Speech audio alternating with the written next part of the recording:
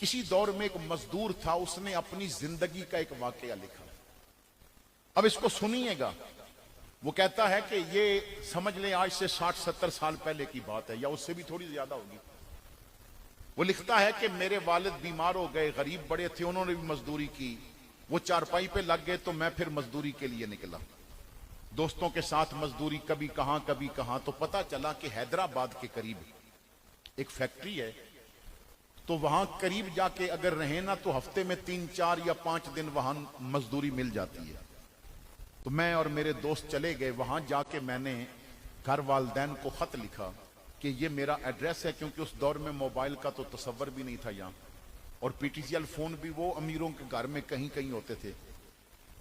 तो मैंने खत लिखा कि ये मेरा एड्रेस है, अगर कोई मजबूरी परेशानी हो तो मुझे आगाह कर देना। 2.5 महीने तकरीबन गुजर गए तो मुझे मेरी वालदा का खत मिला, और उसने लिखा कि बेटा मैं बीमार हो गई हूं, डॉक्टर के पास गई थी तो उसने कहा है कि आपको ना कोई खतरनाक बीमारी लग रही है, तो फौरी तौर पे ना दवाई शुरू कर दें, अगर ये बीमारी बढ़ गई तो फिर आप कब्र की तरफ जल्दी चली जाएंगी। तो बेटा मैंने ना जब दवाई लेनी चाहिए तो उसने कहा कि 70 रुपए दें तो फिर दवाई मिलेगी। उस दौर के 70 रुपए आज के 15-20 हजार के मुकाबले में थे। तो बेटा जैसे भी हो ना 70 रुपए का इंतजाम करके भेज दे, और जल्दी भेजना, कहीं बीमारी बढ़ ना जाए।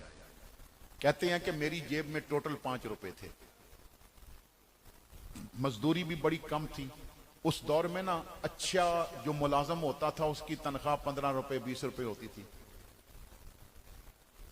तो मेरे भाइयों बड़ी तवज्जो से सुनिएगा। वो कहते हैं मैं बड़ा परेशान, खत मां का जेब में डाला, कुछ दोस्त थे जानने वाले, उनके पास भी गया, फैक्ट्री के जो मैनेजर थे उनके पास भी गया कि कहीं उन्हें खत दिखा के बताऊंगा कि ये मेरी मां की मजबूरी है तो मुझे पैसे दे दें, मगर कहीं से भी ना मिले। मैं बड़ी परेशानी में वापस आया, अपने कमरे में बैठा था और जेब में हाथ डाला कि चलो मां का खत निकाल के फिर पढ़ते हैं, तो हाथ नीचे चला गया, जेब रस्ते में किसी ने काट ली थी। वो जो 5 रुपए थे वो भी चले गए और खत भी चला गया। मैं बड़ा रोया कि 5 रुपए होते तो वही भेज देता। फिर आहिस्ता आहिस्ता थोड़े थोड़े करके भेजता रहता। मैं बहुत परेशान हो गया, दिन रात परेशानी में। मां क्या सोचती होगी कि इसने मेरे लिए 70 रुपए भी वो नहीं भेज सका। कहते हैं 2 हफ्तों के बाद मुझे मां का खत मिला। मैंने ना डरते डरते पहले तो खत ही नहीं खोला कि मां ने लिखा होगा बेटा 2 हफ्ते हो गए तूने अभी तक पैसे नहीं भेजे। खैर मैंने खत खोला तो मां ने ना सलाम के बाद कई दुआएं लिख के कहा था, बेटा जीता रह, तेरे भेजे पैसे मुझे मिल गए। मैंने दवाई ली है, मेरी बीमारी काफी बेहतर हो गई है, मैं सेहतमंद हो गई हूं। बेटा मुझे पता है तू मजदूर है, पता नहीं कैसे तूने पैसे इकट्ठे करके मुझे भेजे होंगे। मैं खत रख के सर पकड़ के बैठ गया। ये एहसान मुझ पे किया किसने है? वो कौन है जिसने मेरे नाम से मेरी मां को पैसे भेजे?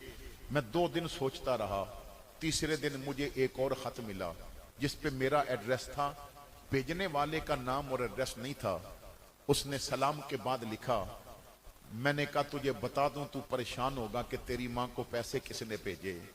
मैं वही जेब कतरा हूं जिसने तेरी जेब काटी थी।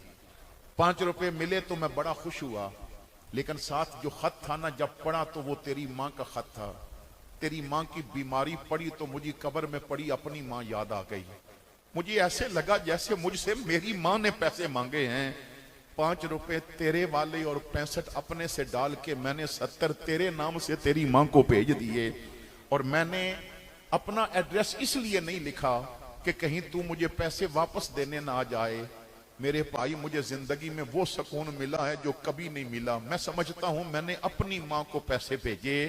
जेब कतरा होना अपनी जगह पे, पर एक बात याद रखना, माएं तो सबकी सांझी होती हैं।